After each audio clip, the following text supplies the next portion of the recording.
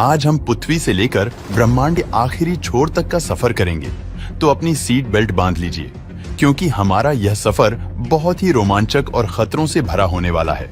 तो चलिए पृथ्वी की सतह से उड़ान भरते हैं और ब्रह्मांड के आखिरी छोर की ओर चलते हैं।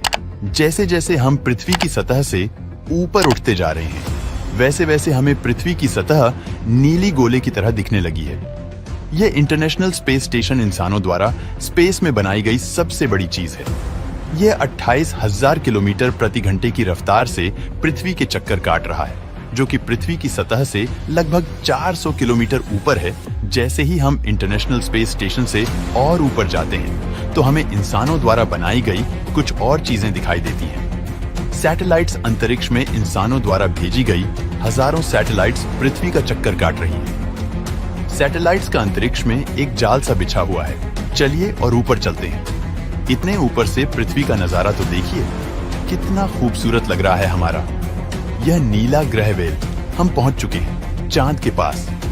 हमसे पहले यहाँ पर 12 एस्ट्रोनॉट आ चुके हैं, जिनमें नील आर्मस्ट्रांग पहले व्यक्ति थे जो इसकी सतह पर उतरे थे, और उनके पैरों के निशान आज भी चांद की सतह पर देखे जा सकते हैं। चांद पर कोई वायुमंडल नहीं है, इस वजह से यह निशान सदियों तक ऐसे ही बने रहेंगे।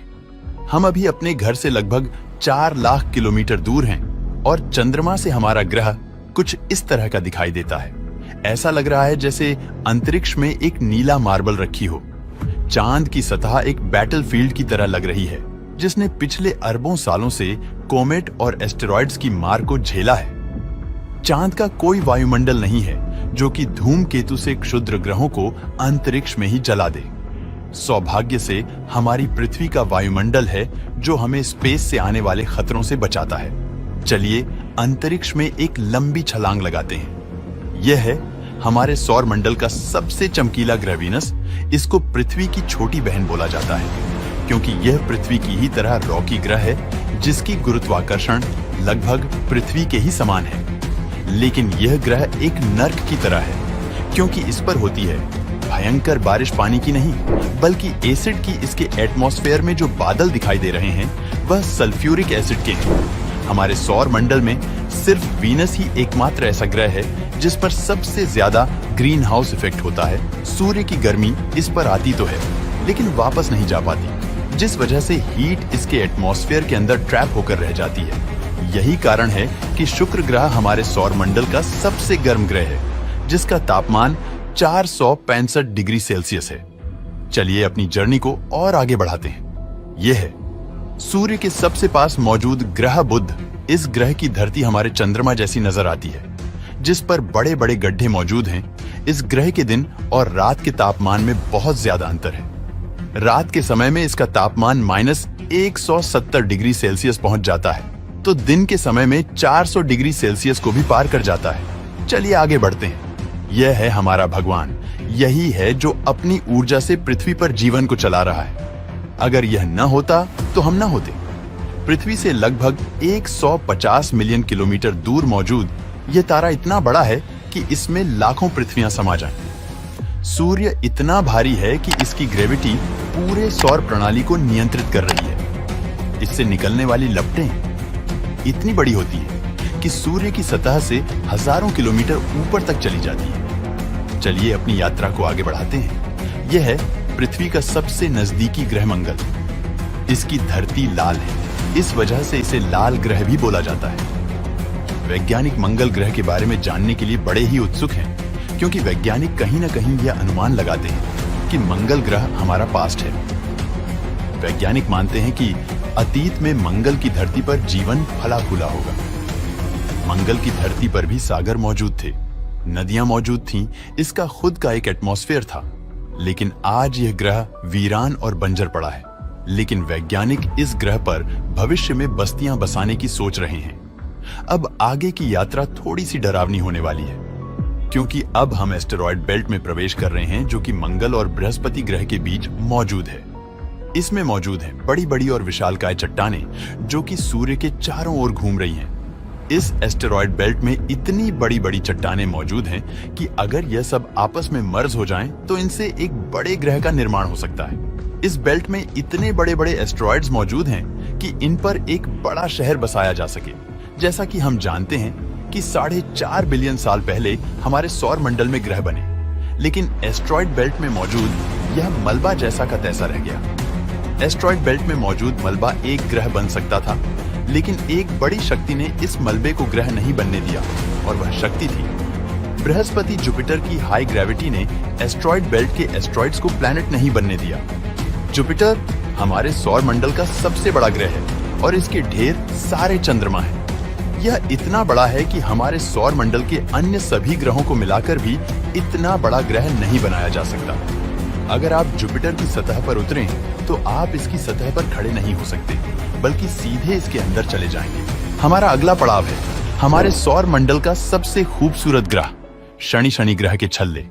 इसकी सुंदरता में 4 चांद लगाते हैं, जो कि इसकी सतह से लाखों किलोमीटर ऊपर तक फैले हैं। शनि ग्रह को अपने सौर प्रणाली का ताज माना जाता है। यह है शनि ग्रह का एक चंद्रमा टाइटन। इसका खुद का एक एटमॉस्फेयर है, इस पर हवा है, बारिश होती है, यहाँ तक कि इस पर मौसम भी बदलते हैं। इस पर नदियां और सागर मौजूद हैं। यह चंद्रमा देखने में लगभग पृथ्वी की ही तरह है, लेकिन इस पर जो नदियां और सागर हैं वह पानी के नहीं बल्कि लिक्विड नेचुरल गैस के हैं। अगर हम किसी भी तरह इस नेचुरल गैस को पृथ्वी पर ला पाएं तो यह इतनी ज्यादा है कि हजारों सालों तक यह हमारे शहरों को रोशन कर सकती है। वैज्ञानिक अनुमान लगाते हैं कि अरबों साल बाद जब सूर्य गर्माने लगेगा और एक रेड जायंट बन जाएगा, तब टाइटन हैबिटेबल जोन में होगा। उस समय टाइटन पर पृथ्वी जैसी परिस्थितियां मौजूद होंगी। इस वजह से वैज्ञानिक टाइटन को भविष्य की पृथ्वी मानते हैं। अभी हम अपने घर से इतने दूर आ चुके हैं कि यहाँ से हमारी पृथ्वी एक बिंदु की तरह दिखाई देती है। अब जैसे जैसे हम अंतरिक्ष की गहराई में और आगे बढ़ते जाएंगे, वैसे वैसे पृथ्वी हमारी आंखों से ओझल होती जाएगी। हमारा अगला पड़ाव है यूरेनस। प्राचीन समय में यूरेनस और नेपच्यून के बारे में कोई भी जानकारी नहीं थी। जब तक कि टेलीस्कोप का आविष्कार नहीं हुआ, हमारी सौर प्रणाली का सबसे आखिरी ग्रह है नेपच्यून। हमारा सौर प्रणाली बहुत बड़ा है, लेकिन नेपच्यून के बाद भी हमारा सौर प्रणाली खत्म नहीं हो जाता। अपने सोलर सिस्टम की गहराई में हम आगे बढ़ते हैं तो हम पहुंच जाते हैं कुइपर बेल्ट में, जो पिछली एस्ट्रॉइड बेल्ट से 20 गुना चौड़ी और 200 गुना ज्यादा फैली है। ग्रहों की लिस्ट से बेदखल किया जाने वाला प्लूटो भी इसी कुइपर बेल्ट का सदस्य है। कुइपर बेल्ट में एस्ट्रॉइड बेल्ट से भी ज्यादा बड़े ऑब्जेक्ट्स मौजूद हैं, जिनकी खुद की ग्रेविटी की वजह से इनके चंद्रमा भी हैं। चलिए कुइपर बेल्ट को पार करके आगे चलते हैं। हमारी पृथ्वी से 13 अरब किलोमीटर दूर यह है सूर्य से सबसे दूर मौजूद ऑब्जेक्ट सेडना। यह एक ग्रह है जो एक ऐसा स्पेस ऑब्जेक्ट है जो सबसे दूर सूर्य की परिक्रमा कर रहा है। इसकी खोज 2003 में हुई थी। यह सूर्य की एक परिक्रमा 10,000 वर्षों में पूरी कर पाता है। चलिए अब अपने सौर प्रणाली से बाहर का रुख करते हैं। अभी हम इंटरस्टेलर स्पेस में प्रवेश कर चुके हैं। देखिए अंतरिक्ष की गहराई में यह क्या ट्रैवल कर रहा है। ओह, यह तो वॉयेजर 1 स्पेसक्राफ्ट है। यही तो इकलौता स्पेसक्राफ्ट है जो कि इंसानों द्वारा बनाई गई सबसे दूर मौजूद चीज है। यह पृथ्वी से अब तक 19 अरब किलोमीटर दूर जा चुका है। इस स्पेसक्राफ्ट ने अंतरिक्ष के काफी सवालों से पर्दा उठाया है।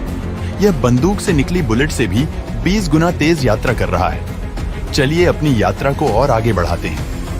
अभी हम अपने सौर प्रणाली की हदों से इतने दूर आ चुके हैं कि यहां से हमारा सूर्य एक आम तारे की तरह दिखाई दे रहा है, लेकिन इतनी दूर से भी इसकी ग्रेविटी को महसूस किया जा सकता है, क्योंकि अरबों की संख्या में यहां पर कॉमेट्स को देखा जा सकता है जो सूर्य की ग्रेविटी से बंधे हुए हैं। इन कॉमेट्स में इतना ज्यादा पानी है कि अगर यह सब इकट्ठे हो जाएं, तो ये पृथ्वी से भी ज्यादा बड़े और गहरे सागरों को भर दें। वैज्ञानिक मानते हैं कि पृथ्वी पर ज्यादातर पानी कॉमेट्स के द्वारा ही आया है। पैनस्पर्मिया थ्योरी के अनुसार पृथ्वी पर जीवन कॉमेट्स के द्वारा ही धरती पर आया, अंतरिक्ष में तैर रही। इन छोटी छोटी बर्फीली चट्टानों में जीवन सूक्ष्म रूप में बैक्टीरिया की फॉर्म में मौजूद हो सकता है। कॉमेट्स का एक विशाल बादल हमारे सौर मंडल को घेरे हुए हैं, जिसे ओर्ट क्लाउड बोला जाता है। ऐसा माना जाता है कि यह ओर्ट क्लाउड हमारे सौर मंडल की ग्रेविटी की आखिरी सीमाओं पर है। इसके बाद सूर्य की ग्रेविटी कमजोर पड़ने लगती है, जिस वजह से इसके बाद सूर्य का खिंचाव बहुत कम रह जाता है। अब यहाँ से आगे की यात्रा एक अनजान और रहस्यमय स्थान में होगी, जहाँ गहरा अंधेरा है, यहाँ इतना अंधेरा है कि हम अपनी आंखों से भी कुछ नहीं देख पाएंगे। यहाँ देखने के लिए हमें इंफ्रारेड विजन की जरूरत पड़ेगी। हम अपनी पृथ्वी से बहुत दूर आ चुके हैं, लेकिन ब्रह्मांड के सापेक्ष में यह हमारा एक मामूली सा स्टेप है। यहाँ से हमें चारों ओर अरबों तारे दिखाई दे रहे हैं, लेकिन अभी हम सबसे नजदीकी तारामंडल की ओर बढ़ रहे हैं। यह है हमारा पड़ोसी सौर मंडल। यह हमसे इतना दूर है कि हमारे सूर्य के प्रकाश को इस तारामंडल तक पहुंचने में 4.3 सालों का वक्त लगता है। इस तारामंडल का नाम है अल्फा सेंटोरी। इस तारामंडल में 3 तारों का समूह है, जिनमें अल्फा सेंटोरी ए और अल्फा सेंटोरी बी तारे आपस में बाइनरी स्टार सिस्टम की तहत जुड़े हुए हैं। इस तारामंडल में प्रोक्सिमा सेंटोरी बी नामक ग्रह मौजूद है, जो पृथ्वी की ही तरह हैबिटेबल जोन में है और इस ग्रह पर एलियन लाइफ मौजूद हो सकती है। चलिए अपनी यात्रा को आगे बढ़ाते हैं। पृथ्वी से हम 10 प्रकाश वर्ष दूर आ चुके हैं और हमारे सामने ये एक बेबी स्टार है, जिसने अभी अपना जीवन शुरू ही किया है। और इस तारामंडल में अभी ग्रहों का जन्म होना बाकी है। हो सकता है कि इस तारामंडल में किसी ऐसे ग्रह का जन्म हो जाए जो हमारी पृथ्वी की ही तरह जीवन को धारण करने योग्य हो, लेकिन अभी इसमें अरबों सालों का वक्त लगेगा। वेल, अपनी यात्रा को आगे बढ़ाते हैं। अभी हम पृथ्वी से 20 प्रकाश वर्ष दूर आ चुके हैं और अभी हम ऐसे तारामंडल से होकर गुजर रहे हैं जिसका जन्म हमारे सौर मंडल के साथ ही हुआ था। इस तारे का नाम है ग्लिसे 581 और इसकी सबसे बड़ी खास बात यह है कि इस तारे का चक्कर लगा रहा है एक ऐसा ग्रह जो हमारी पृथ्वी से बिल्कुल मेल खाता है और इस ग्रह पर एलियन सिविलाइजेशन होने की प्रबल संभावना है। वैसे तो हमारी मिल्की वे गैलेक्सी में अरबों तारे हैं, जिनकी यात्रा करना तो दूर, उनको पूरे जीवन काल में गिनना भी संभव नहीं है। तो चलिए अपनी यात्रा को आगे बढ़ाते हुए मिल्की वे गैलेक्सी से बाहर निकलते हैं। यह है हमारी मिल्की वे गैलेक्सी, जो अरबों तारों का घर है, जिनमें से हमारा सूर्य भी एक है। ये गैलेक्सी इतनी विशाल है कि अगर इसके एक छोर से प्रकाश यात्रा करे तो लाइट को भी इसके एक छोर से दूसरे छोर तक पहुंचने में 1 लाख सालों का समय लगेगा।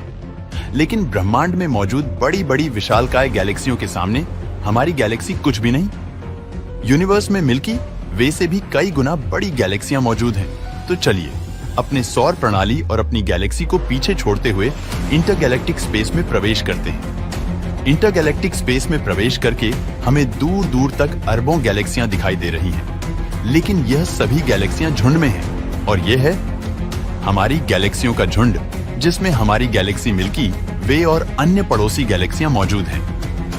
गैलेक्सियों के इस छोटे से झुंड को लोकल ग्रुप कहा जाता है। गैलेक्सियों का यह लोकल ग्रुप 10 मिलियन प्रकाश वर्ष में फैला हुआ है। जैसे जैसे हम अपनी यात्रा को आगे बढ़ाते जा रहे हैं, वैसे वैसे हमें अन्य गैलेक्सियों के झुंड दिखाई देते जा रहे हैं और उनमें भी हमारे लोकल ग्रुप की तरह गैलेक्सियां मौजूद हैं।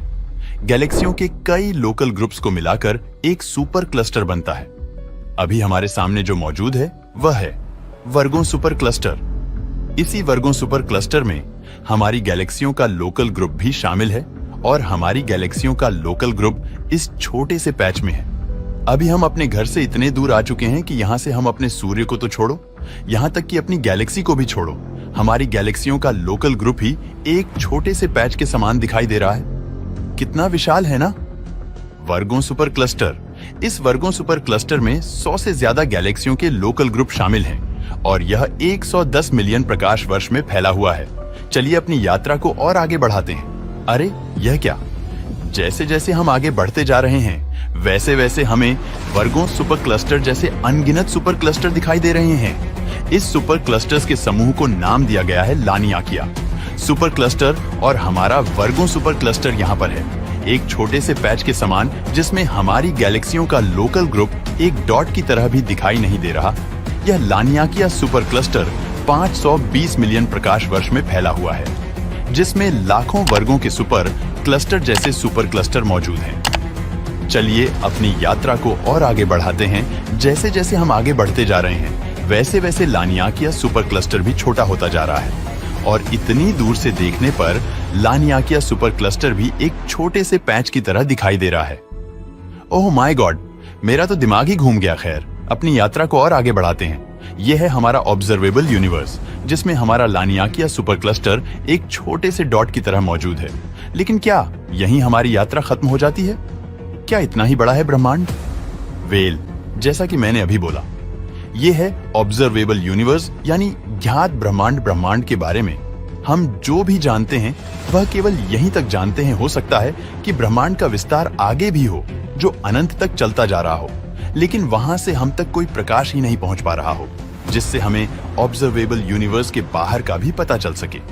वैज्ञानिक यह भी अनुमान लगाते हैं कि हो सकता है कि हमारे यूनिवर्स जैसे असंख्य यूनिवर्स और मौजूद हो सकते हैं, जिनमें हमारा यह ब्रह्मांड एक विशाल सागर में एक छोटी सी बूंद के समान हो।